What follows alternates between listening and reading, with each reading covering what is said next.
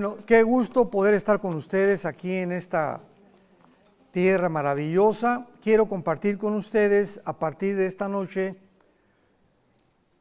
Titulo esta conferencia La milagrosa existencia de Israel. Porque no cabe duda que el 14 de mayo de 1948, que Israel logró su independencia, su libertad y su soberanía ante el mundo, con votos a favor de las Naciones Unidas después del genocidio nazi, ha sido el milagro más grande de la geología, de la historia del ser humano desde hace 6,000 años. Fíjense lo que les acabo de decir. El milagro más grande porque jamás en la historia se había formado una nación en un solo día. Y después de casi 1900 años de la diáspora famosa, del exilio, donde desde hace 2700 años las 10 tribus primero fueron llevadas a Siria, después 100 años después los babilonios, y en el año 70 después de Cristo, los judíos finalmente rechazan al Mesías, a Yeshua Mashiach, Jesús el Mesías, y entonces Jesús les dice, adiós, pero voy a regresar. Y cuando yo regrese, les dice en hebreo, Baruch Hashem Adonai Elohim, bendito el que viene en el nombre del Señor. En el 48 los judíos regresan, pero no se convierten. Entonces es el renacimiento nacional de Israel el 14 de mayo de 1948. Pero Israel, de acuerdo a la Biblia y a las palabras de Jesús, cuando regrese Jesús, se van a convertir. Y tenemos Romanos 11, 25, 26, que entonces van a aceptar a Jesús como el Mesías, van a pasar 7 años de tribulación tremenda, que no va a ser nada comparada con la persecución de los nazis, y va a ser un pueblo que a través del horno y del sufrimiento van a entender por su rebelión, su orgullo tan grande que tienen, sobre todo los judíos ortodoxos, todos los que se visten de negro, son los fariseos del siglo XXI. Y estos judíos, ¿verdad? No le hacen caso a nadie, no saludan a nadie, no les interesa a nadie. Entonces, es la continuación y la perpetuación del fariseísmo de hace 2000 años, desgraciadamente. Ahora que venimos en el avión, siempre lo hemos intentado, yo hablo con ellos y los bendigo y todos me voltean, ni me pelan. Ni nos fuman, ni me contestan, tratamos de acercarnos, pero permanece ese orgullo tan horrible que fue la caída de Lucifer. El orgullo es el pecado que puede ser la raíz de casi todos los demás pecados que un ser humano o una persona puede cometer. Lo contrario y la antítesis es la humildad de Jesús, que viene Dios y se hinca a lavarnos los pies. Y abre sus manos en una cruz para decirnos, los amo. Y ejemplo nos ha dejado para que sigamos sus pisadas. Entonces, el regreso de Israel en el 48 marca la cuenta regresiva de las profecías de los últimos tiempos. El momento que Israel rechaza al Mesías, Dios forma una entidad completamente diferente que se llama la iglesia. Entonces la iglesia no son los monumentos ni las construcciones, la iglesia somos ahorita nosotros en este lugar. Donde 2 o 3 se junten en el nombre de Jesús, ahí está la iglesia. Porque la palabra iglesia se compone de un prefijo griego ekklesios, que significa llamados fuera. Entonces, ¿quiénes somos los cristianos? Somos personas que Dios nos ha tomado del mundo, nos ha sacado espiritualmente para que lo conozcamos. Esta es la vida eterna, Juan 17:3. Esta es la vida eterna, que conozcamos a nuestro Creador y que lo adoremos en espíritu y le conozcamos en espíritu, porque Dios es espíritu y es preciso que lo conozcamos en el Espíritu Santo. Así que la iglesia no es la construcción y tampoco el cristianismo. Lo venía platicando con nuestro guía, que es un guía maravilloso, Isaac lo conocen, es el jefe de todos los guías. Necesitan los guías tener una cátedra, tienen que ser catedráticos en historia y en arqueología. Aquí en Israel no cualquiera es un guía, son personas preparadísimas en cuanto a la historia y la arqueología. Pero desde luego, ¿verdad?, que cuando ya entramos a la teología, pues ya es otro asunto. Pero una de las cosas que yo le compartía y me canso de compartir con la gente es que el cristianismo, desgraciadamente, como lo vamos a ver en estos estudios, por la ignorancia de este maravilloso libro que es la Biblia, no conocen que el cristianismo no es una religión. Pero el mundo, politólogos, filósofos, teólogos católicos, políticos, periodistas, han puesto el cristianismo con el budismo, con el zoroastrismo, con el islam, y es otra más de las religiones. Y eso fue, antes de que yo fuera cristiano, yo quería ser cura. A los 13 años entré al seminario salesiano en Acapulco, Guerrero, y después de estudiar, mi hermano y yo, colegio de lasallistas, somos lasallistas, primera, secundaria y preparatoria, pues me convencieron, ¿verdad? Y tenía yo mucha inclinación por Dios. Pero cuando me dijeron una noche, en una reunión, el arzobispo en el seminario, que teníamos que hacer el voto del celibato sacerdotal, le preguntamos, éramos como 15, 16 muchachos, ¿qué es eso? Pues que no se pueden casar, que tienen que jurar no casarse para servir a Dios. Y esa noche, lo he contado varias veces, pasó una güerita, no es mi esposa, eran como las 6, 7 de la tarde, una bicicleta, estábamos como en una biblioteca platicando con el arzobispo, y veo y soñé con ella. O sea, ni siquiera le vi la cara, pero me sentí atraído, ¿no? Y le hablé a mi papá. Y le dije, papá, fíjate que me acaban de decir que no me puedo casar y me gustan las mujeres. Mi papá saltó de gusto, mañana voy por ti. Porque mi papá era muy católico, siempre trabajó en la política, sirvió a 3 presidentes en México. Mi papá era franciscano y traía su cordón de San Francisco aquí amarrado desde niño. Pero jamás, nunca nos llevó a misa, porque no era un católico practicante, y él sabía todo lo que se encontraba detrás de esta religión. Entonces yo me decepcioné tanto de la religión que me hice ateo. Y comencé a estudiar la dialéctica materialista, marxista, Federico Engels, etc. Tenía una foto del Che Guevara atrás en mi cama, inmensa, un póster grandísimo. Estaba dispuesto a irme a Cuba para entrenarme en las guerrillas urbanas, que fue lo que fundó Castro y el Che Guevara en Bolivia. Por eso el Che Guevara fracasó en Bolivia, por eso, porque los indígenas de Bolivia no lo ayudaron, no tuvieron éxito y pues lo mataron ahí mismo en Bolivia. Entonces yo estaba completamente en contra de todo lo que era religión. Cuando mi hermano Alejandro, mañana lo voy a presentar, es el director de nuestro Instituto Teológico, por línea, me comenzó a hablar. En un estado que me encontraba yo, me quise quitar la vida 2 veces. Y me dijo mi hermano, vengo a presentarte a Jesús. Le dije, estoy hasta cada religión, he estudiado el budismo, he estudiado el zoroastrismo, he estudiado el islam, etcétera, etcétera, y no me convence ningún líder. Me dice, te vengo a hablar de una persona que se llama Jesucristo. Y le dije, bueno, Jesucristo que murió en la cruz, ¿y qué más? Entonces me regaló el Evangelio de Juan. Y me dijo, léelo. Y no pude llegar más que al Juan 14:6, cuando escuché, yo soy el camino, yo soy la verdad y yo soy la vida. Me acordé de Buda, el gordito, antes que morir, ¿verdad? Dicen que acabó en McDonald's. Les dijo a los discípulos, busquen la verdad, el budismo es una religión atea. ¿Cómo que atea? O sea, ¿que entonces no todas las religiones creen en Dios? No, el comunismo es una religión.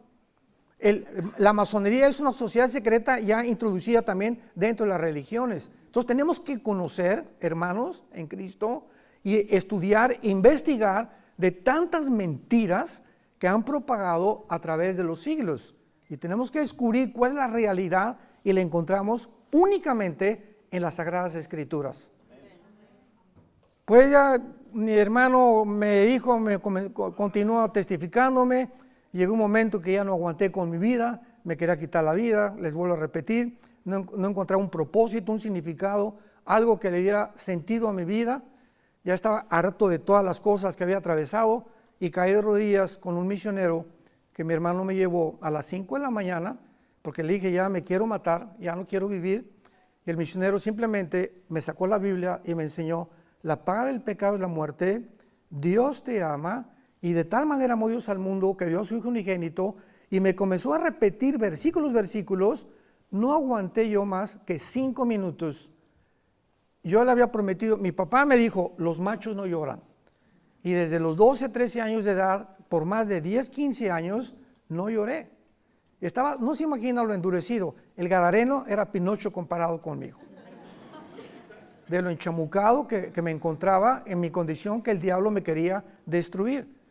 Y cuando encontré a Jesucristo, caí de rodillas y comencé a llorar y a llorar y a llorar, que nunca lo había hecho, desde que era niño. Pero no se imaginan, fueron casi 40 minutos, era como una cebolla que se le quitaban así las capas, y sentía yo que me quitaban y me despejaba y me despejaba, una limpieza que comencé a experimentar, y desde ese momento, cuando conocí a Jesús, yo supe que había llegado al final de mi búsqueda. Porque si no es Jesús, le hago una pregunta a cualquier teólogo, a cualquier científico, a cualquier persona preparada, si no es Jesús, ¿quién es? ¿Quién es, decimos en México, tu gallito Giro? Muéstrame al escritor que tú tengas, al religioso que tú tengas, al que tú me quieras mencionar, y de todos los libros que se consideran sagrados, los veas de los persas, el Tripitaka de Buda, el Corán del Islam, vamos a compararlo con la Biblia.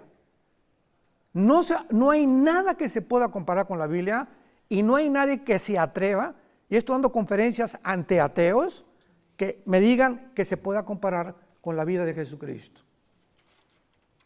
Una vez mi esposa y yo fuimos invitados a Ecuador, a Quito, por la Asociación de Psicólogos de Quito, para que yo les predicara a los psicólogos la contradicción tan grande que existe entre Sigmund Freud y la Biblia. Y ellos no podían creer, ¿verdad? No podían comparar a Sigmund Freud con Jesucristo.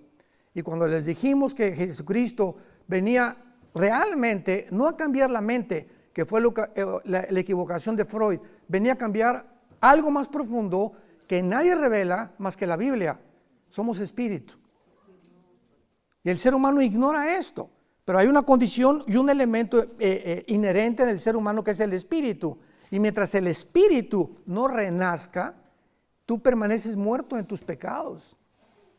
Y crees que el problema está en la mente, en la psique. Por eso el 99% de los hospitales psiquiátricos, ¿cómo tratan a los pacientes? Con ecuaniles, con Valium, con Prozac, con puros tranquilizantes. Porque un hombre es incapaz de cambiar a un neurasténico, a un psicópata, a un sociópata, a una persona paranoica, porque más que con tranquilizantes nerviosos, porque el problema es más profundo, es espiritual. Y solo la sangre de Cristo es el antídoto para el problema del ser humano. Tenemos que entender, veamos en Isaías capítulo 44, unos principios importantísimos, porque esto es vital. ¿Por qué Israel? ¿Por qué la nación que Dios escoge? ¿Por qué los judíos? ¿Por qué no México? ¿Por qué no Guatemala? ¿Por qué no Italia? ¿Por qué no Francia? Etcétera, etcétera.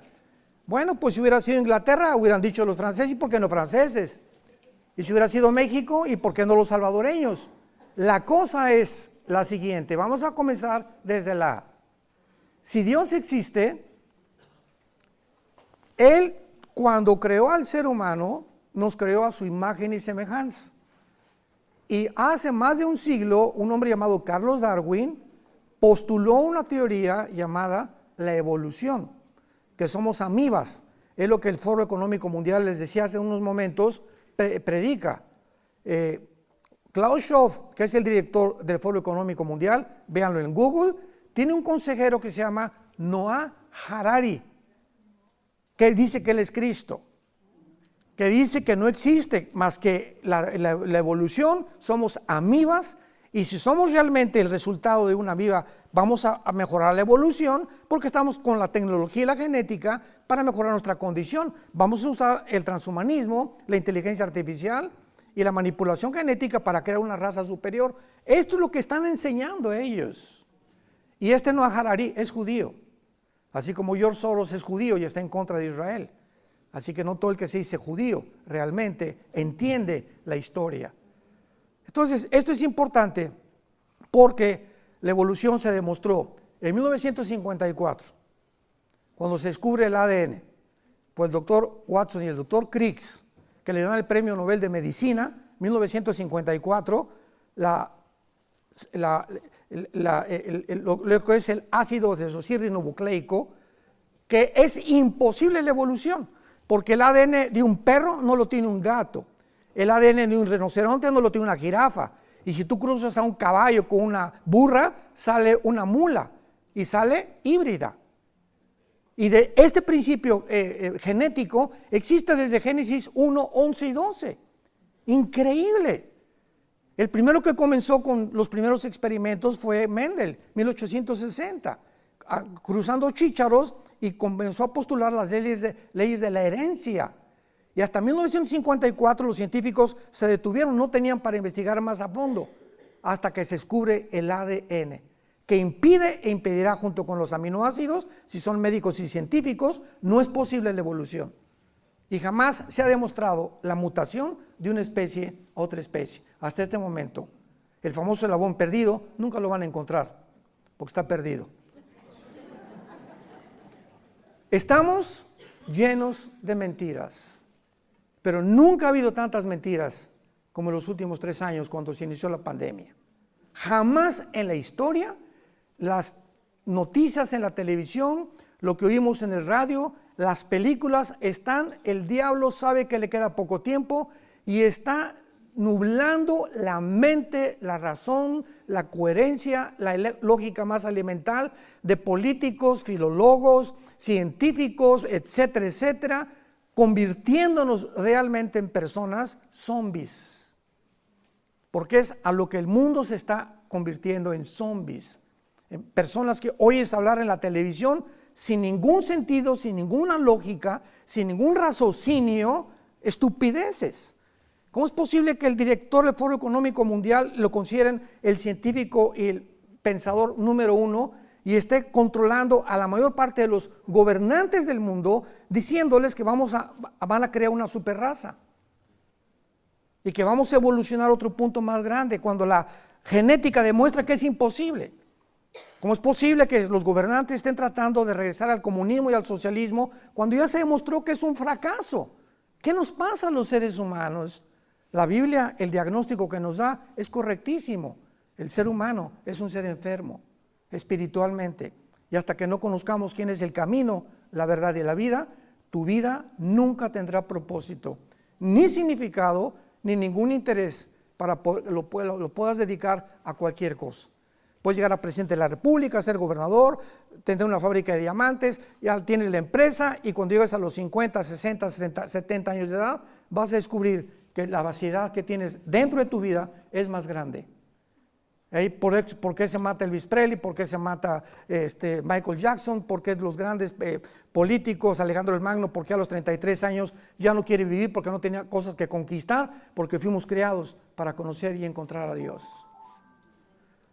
Israel, en Isaías 44, nos muestra a Dios y nos comienza desde la A, como les dije, hasta la Z, que vamos a terminar, dándonos estas palabras. Así dice Jehová, Rey de Israel. Isaías 44, versículo 6. Y su Redentor, con mucho cuidado, abran sus oídos. Yo soy el primero y yo soy el postrero. Yo soy el Aleph y yo soy el Taf. Es la primera y la última letra del alfabeto hebreo. El alfa y el omega es la primera letra y la última del alfabeto griego. Entonces, cuando Dios dice, yo soy el primero, ¿qué nos está diciendo Dios? Que es imposible científicamente o mediante la investigación intelectual o estudio del ser humano, es imposible que nosotros descubramos cómo se originó el universo. Porque para que sea científico tiene que ser repetitivo, señores científicos que nos acompañan. Es imposible que el ser humano descubra a través de la investigación humana quiénes somos.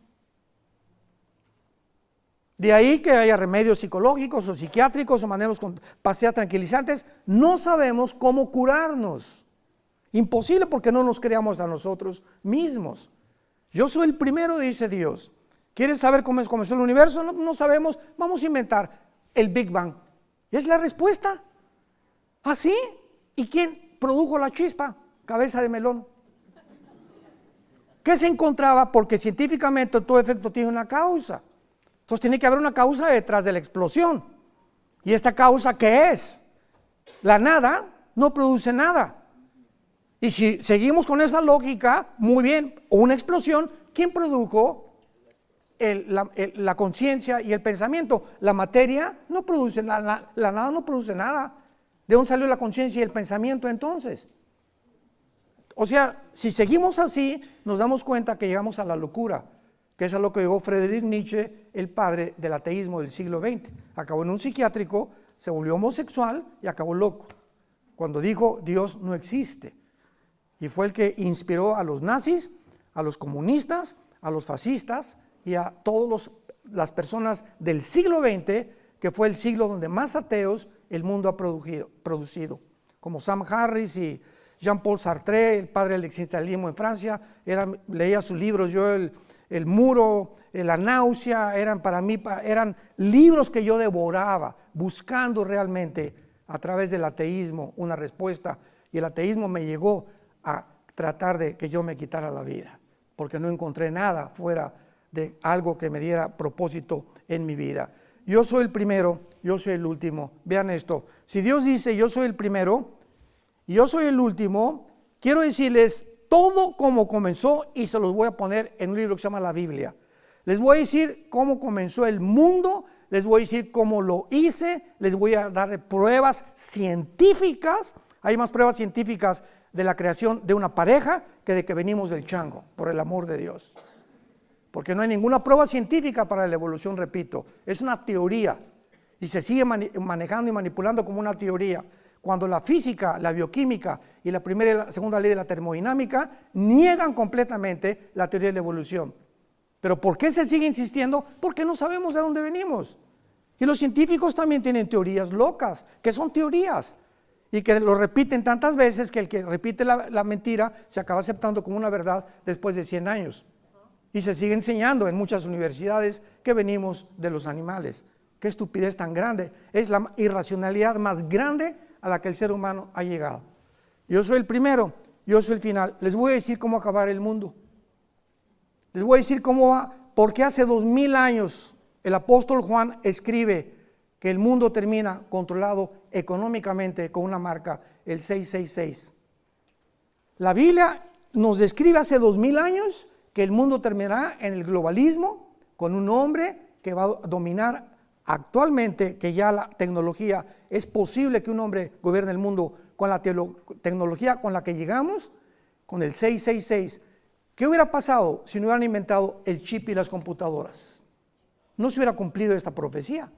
Pero se inventa el chip, se inventan las computadoras, se inventa todo lo que tenemos alrededor, y nos damos cuenta que la Biblia trasciende continuamente las expectaciones y los pronósticos de la misma ciencia. Así que ahora con la vacuna, si no tienes vacuna no te subes, si no tienes vacuna no entras a la escuela, si no tienes vacuna, vemos que una vacuna, aunque la marca va a ser aquí el 666, la vacuna es aquí. Me preguntaban, ¿es la vacuna la marca de la bestia? No, aquí es la vacuna y la marca del 666 va a ser aquí o en la mano derecha.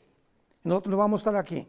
Tal vez sea un tatuaje, algo que trascienda la cibernética, que pases al banco y en lugar de tarjetas de crédito, lo que quieras, o la moneda digital que se está buscando, pases la mano y los rayos láser, como ahorita los productos en el mercado, pasan así a través de una luz y comienza a marcarle a la cajera $20, $30, $15, etcétera, etcétera. Así nos van a controlar en muy pocos meses, aunque nosotros ya no vamos a estar aquí. Gracias a Dios. Dios nos dice que el tiempo se acabó en la Biblia. El tiempo, o sea, la historia humana ha llegado a su final. La historia humana comenzó cuando Lucifer le dijo a la primer pareja, Adán y Eva, serán como dioses. Y esta mentira ha sido continuamente, llevando una secuencia cronológica a través de toda la historia, Alejandro el Magno, Aníbal, Carlomagno, Saddam Hussein, Hitler, José Stalin, Hugo Chávez, mencióname la persona que tú quieras, todos los que llegan al pináculo de la fama y del poder anhelan controlarnos. No han podido, pero ahora la tecnología, repito e insisto y enfatizo, es capaz con la que hemos llegado de que una sola persona pueda ya gobernar las naciones enteras. Dice Dios, ¿quién proclamará lo venidero? Versículo 7. Ahora Dios reta a Walter Mercado, a Nostradamus, dame el profeta que tú me quieras mencionar, y pregunta a Dios, ¿quién puede proclamar el futuro? Escuchen esto y ponerlo en orden. Ponerlo en orden delante de mí, como yo hago desde que establecí el pueblo antiguo, que es Israel. Vienes a la Biblia, Dios le dice a Abraham, 70 años van a pasar en Egipto, y van a pasar esto, va a haber esclavitud, pero van a ser rescatados. Y después yo voy a levantar un líder, que fue Moisés, que los va a sacar de Egipto y los va a guiar hasta la tierra de Canaán. Y vienen los profetas hebreos para decirnos, el mundo va a tener solamente 4 imperios antes de Cristo, babilonios, medos persas, griegos y romanos, el libro de Daniel. En un orden y una secuencia cronológica exacta, la historia corrobora que ese fue el orden en la que los imperios se sucedieron unos a otros en los siglos pasados. Y de acuerdo a la Biblia, el globalismo que continúa ahora será una forma o la tercera etapa del antiguo imperio romano, donde se unirán 5 naciones del Medio Oriente y 5 de Europa para formar un gobierno de 10 naciones de donde surgirá el anticristo. Él derrocará a 3 naciones que posiblemente sean Egipto, Siria e Irak, y él se corone como el Dios supremo y eliminará todas las religiones y comenzará a perseguir a los judíos por la última vez en toda la historia de Israel. ¿Quién puede poner en orden en la historia sino Dios? O sea, tú estás buscando, ¿recuerdan ustedes a este gran astrónomo que murió en el siglo XX, que dijo Carlos Sagan? Carlos Sagan era una mentalidad extraordinaria en astronomía, pero él dijo, antes de morir, ¿por qué usted murió como ateo?, le preguntó una de sus hijos, y contestó, es que nunca encontré evidencias de la existencia de Dios. Cuando en 1954 el puro ADN demuestra que hay un código escondido en cada una de las células, escrito. ¿Y qué te habla esto? Que hay una inteligencia. ¿Quién escribió el ADN y la información que tú tienes en cada de los billones de células que tienes en tu cuerpo? ¿Por el amor de Dios o por accidente? ¿Cómo es posible que en cada célula tengo ya escrito el color de piel, el color de los ojos, el tamaño, la estatura, las enfermedades, la genética, cómo se transmite todo? Y si se transmiten las enfermedades, también se transmite la enfermedad espiritual, que se llama pecado. Y que Freud le llamó, es el problema de la mente, para curarlo con pastillas tranquilizantes. ¿Por qué escogió Dios a Israel? Número 1, a los que quieran apuntar, para que el mundo tuviera el ejemplo de una nación monoteísta, para formar la primera nación monoteísta de la historia del ser humano. Veamos en Deuteronomio capítulo 7, versículo 6 al 8, lo que Dios dice al pueblo de Israel. Deuteronomio 7, del 6 al 8. Porque tú eres pueblo santo. Acuérdense que la palabra santo, apúntalo en el hebreo, kadosh. Kadosh significa apartado, no significa bueno, ni que seamos muy buenos, sino que somos gente apartada para un servicio santo, un servicio diferente. Tú eres un pueblo apartado para Jehová tu Dios. Jehová tu Dios te ha escogido, vean ustedes la soberanía de Dios, para que tú seas un pueblo especial, le dice a Israel, más que todos los pueblos que están sobre la tierra. Y aquí Israel pudo haber dicho, gracias, hasta que nos reconociste, Señor, ¿verdad?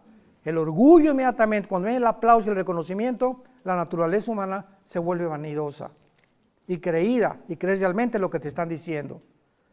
Versículo 7, Dios interviene, no por ser ustedes más que todos los pueblos, los ha querido Jehová, y los ha escogido, pero pues ustedes eran el más insignificante de todos los pueblos. Ve un mapa de Israel, rodeado de 22 millones de personas. Es un puntito insignificante, como nos dijo el guía. De norte a sur y de oriente a occidente, el kilometraje de Israel es impresionante. Y la tecnología que ha superado a todos los países árabes de alrededor es lo que ha causado la envidia.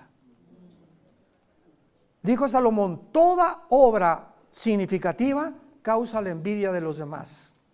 Ya tu vecino se compró un Mercedes-Benz, ahí está el envidioso. Ya tiene mejor vida, ahí viene la envidia.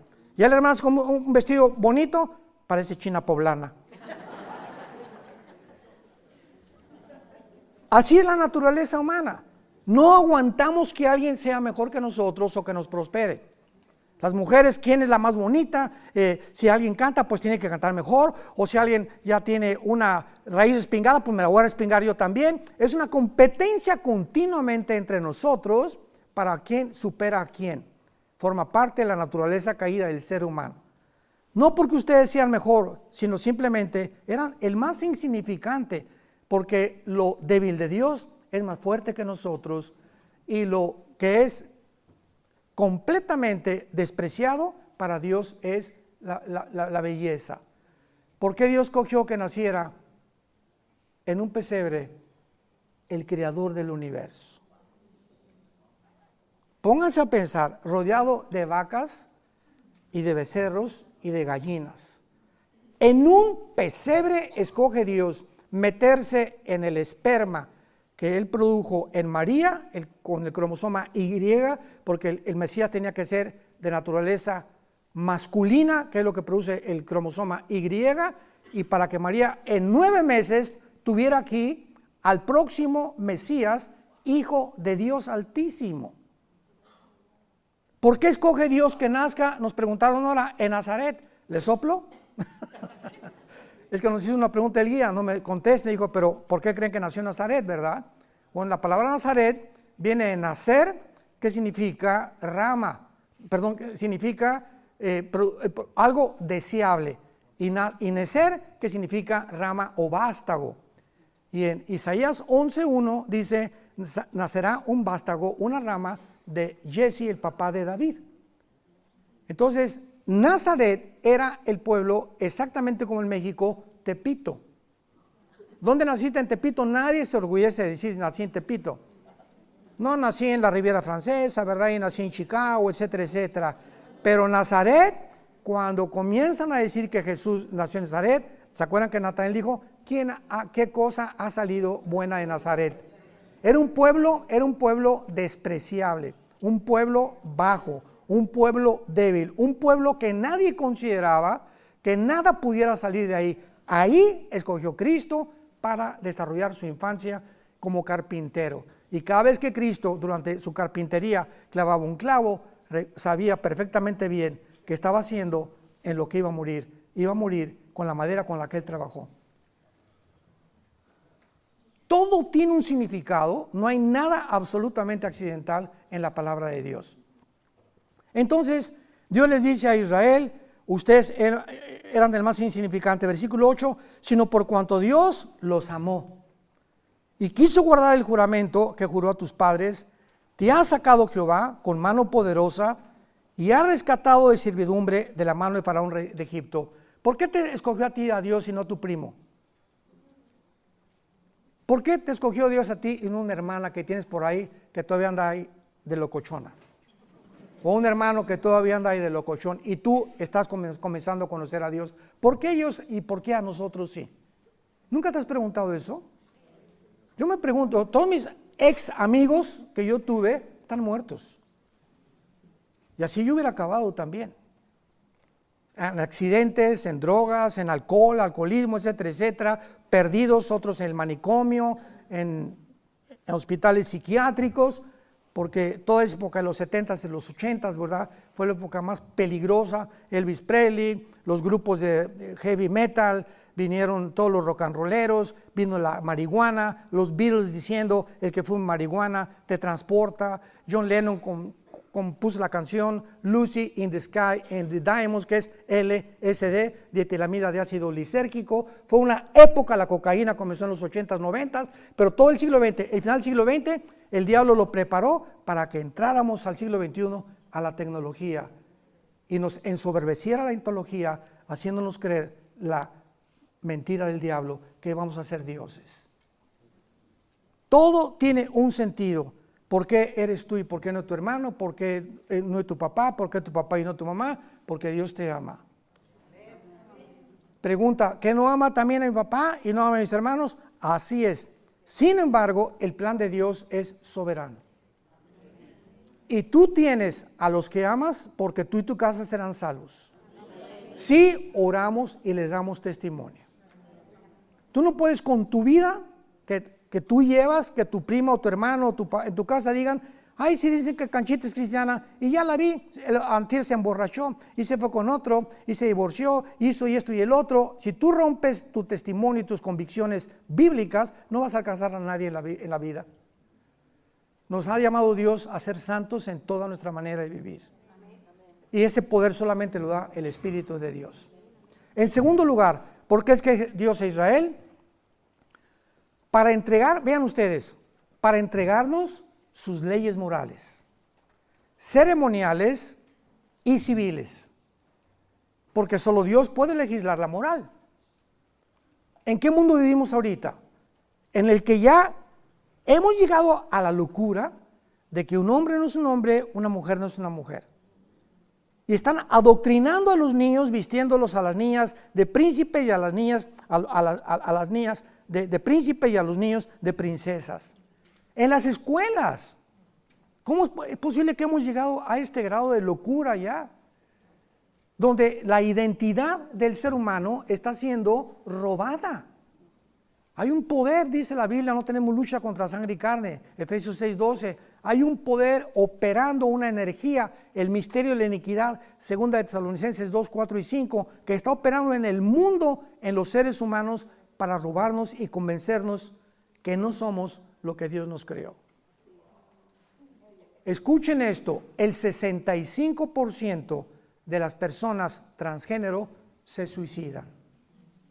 Chécalo. El 65% de los que han hecho una operación quirúrgica para supuestamente cambiarse de sexo, se suicidan. ¿Sabes por qué? Porque no puedes cambiar tu genética ni tu biología.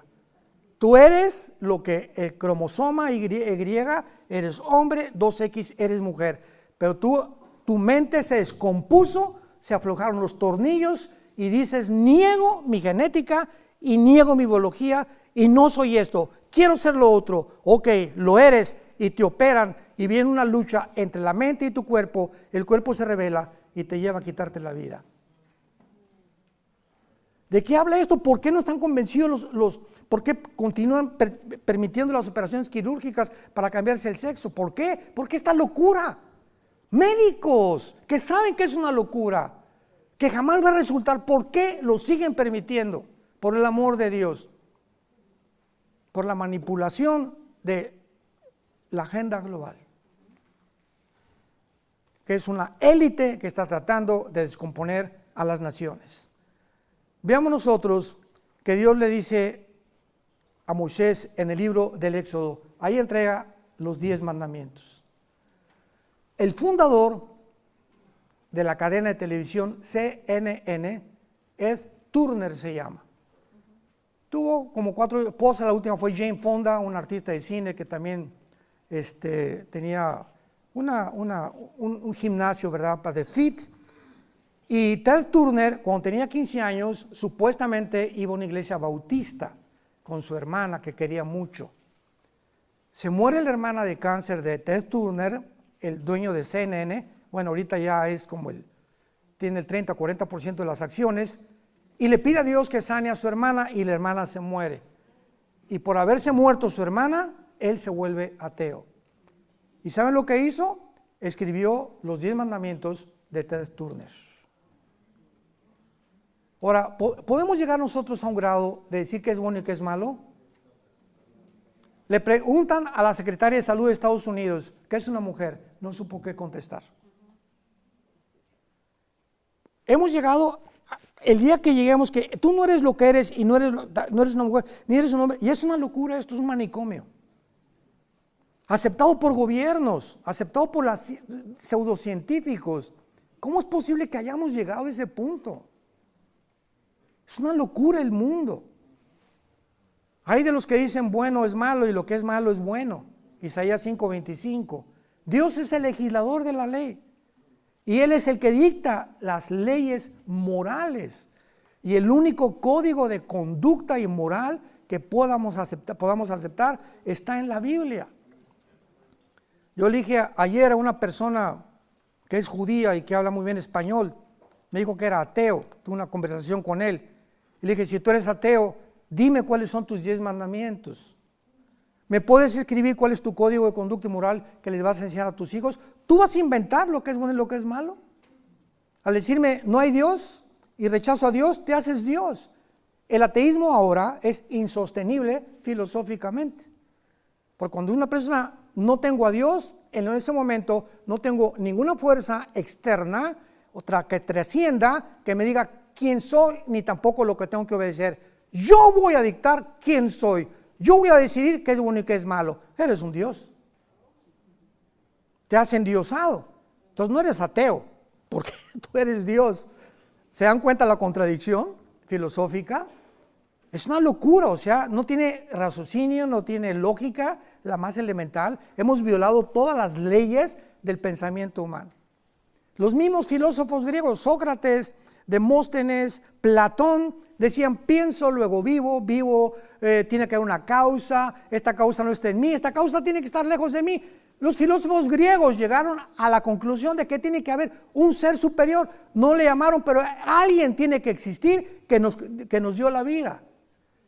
Yo cuando prediqué en la Facultad de Filosofía de la UNAM en 1995-96, reté a todos los filósofos, los maestros de la UNAM, en la Facultad de Filosofía, y les dije a los estudiantes, antes de comenzar, porque comenzaron a burlarse de mí y a chiflarme porque llevaba la Biblia, no, es un padrecito, me acuerdo todo lo que me dijeron.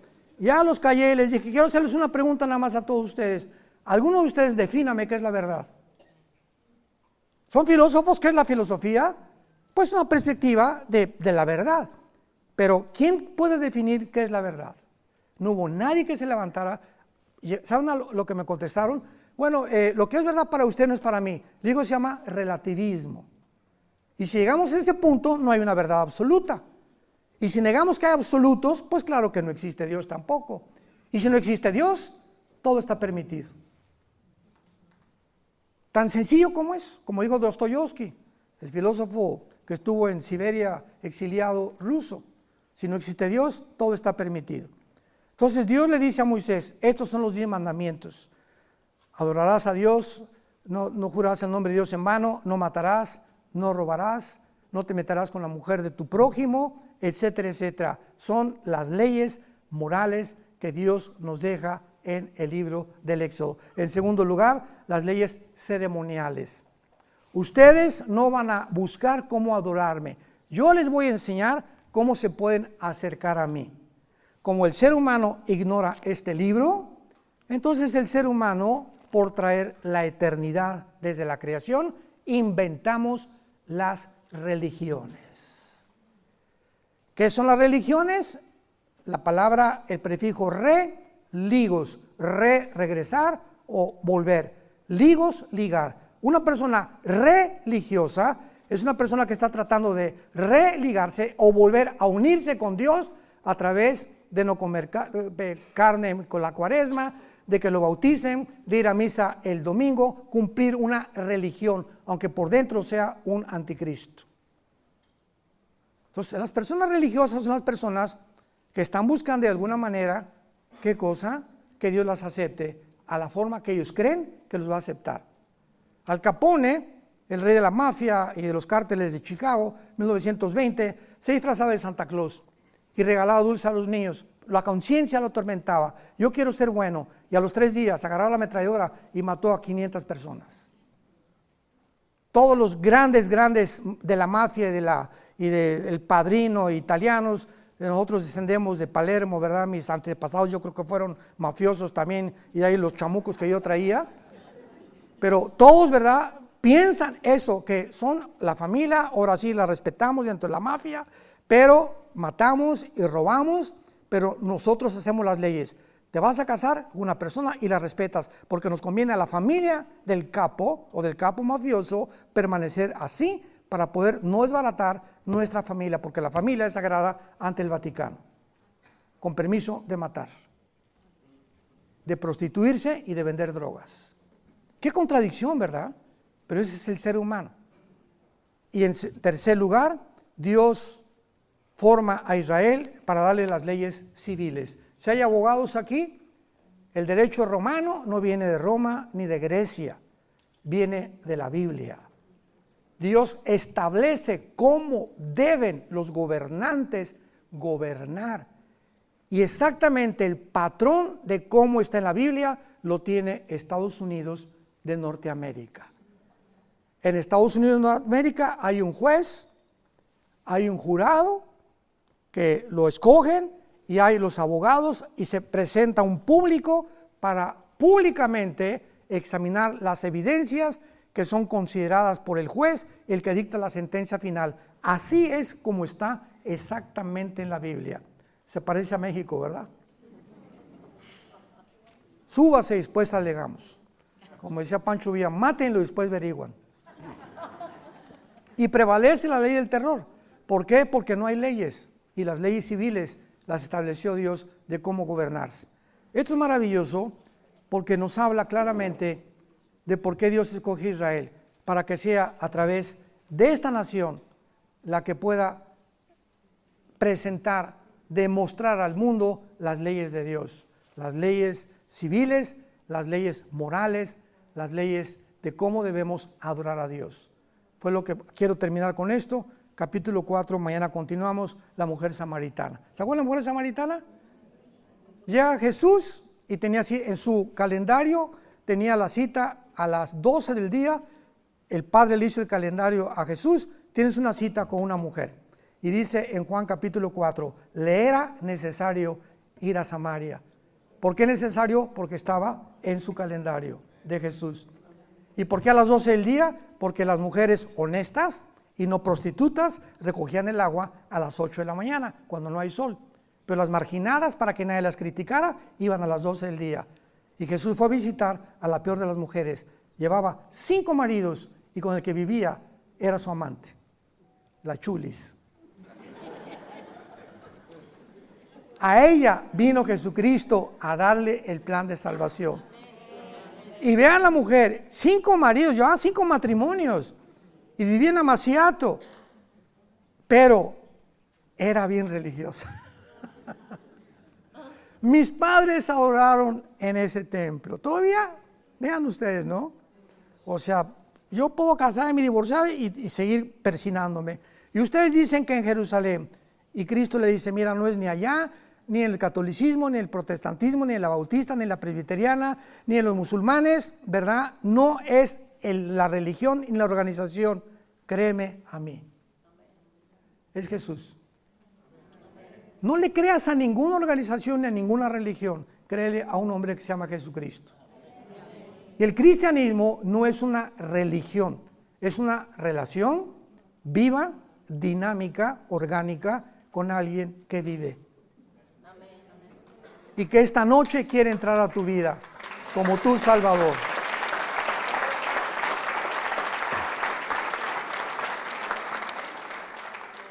Se acabó. Mujer, no es ni aquí ni acá, no busques edificios, no busques títulos en las botellas. Vengo a buscar lo que está dentro de la botella. Hay católicos que se van a condenar y hay católicos que se van a salvar. Hay cristianos evangélicos que se van a ir al infierno, porque el hecho de que seas cristiano evangélico no significa que te vas al cielo más que siguiendo a Jesús. Entonces no confíes por la religión a la que tú perteneces, no conviertas el cristianismo en una religión, donde solamente cumplas con tus diezmos y el domingo, y de lunes a viernes te portas como hijo del diablo. Porque en ese momento estás apostatando y negando realmente tu fe. Entonces el cristianismo es una relación diaria. Es la persona que se levanta y medita, lee, memoriza 1, 2 versículos, pasa 10, 15, 20 minutos en oración con Dios, antes de acostarse abre la Biblia, tiene comunión con Dios, porque es imposible tener comunión con el Creador sin este libro. Y muchos ya ni la Biblia traen.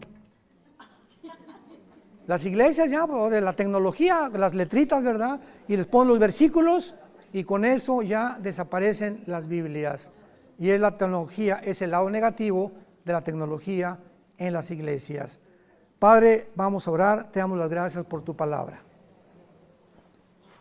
Haznos comprender que detrás de cada mandamiento, de cada plan que tú has desarrollado a través de la historia, como el que estamos estudiando en esta tierra, Israel, que la palabra Israel significa los que luchan al lado de Dios.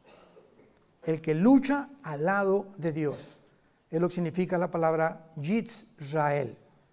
Y ahora nosotros somos realmente tu pueblo como la iglesia, pero tú no te has olvidado de los judíos, porque tienes 3 capítulos en el Nuevo Testamento, Romanos 9, 10 y 11, que nos dicen claramente que vas a regresar por ellos y te van a reconocer como el Mesías en tu segunda venida después de la Tercera Guerra Mundial. Gracias por habernos apartado ahora y traernos a este país que era de ellos y la tierra que les pertenecía, para que ahora nosotros sembremos esta palabra en la tierra en la que ellos creen, que ellos realmente eran los dueños de todos tus mandamientos y de todas tus promesas.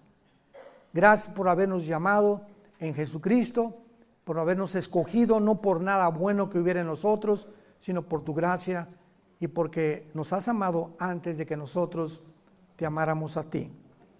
Te decimos que te amamos, Jesús, que queremos permanecer en la esperanza a la que nos has llamado hasta el fin y que podamos ser renacidos de nuevo, verdaderamente sirviéndote en espíritu y en verdad. En el nombre de Jesús. Amén.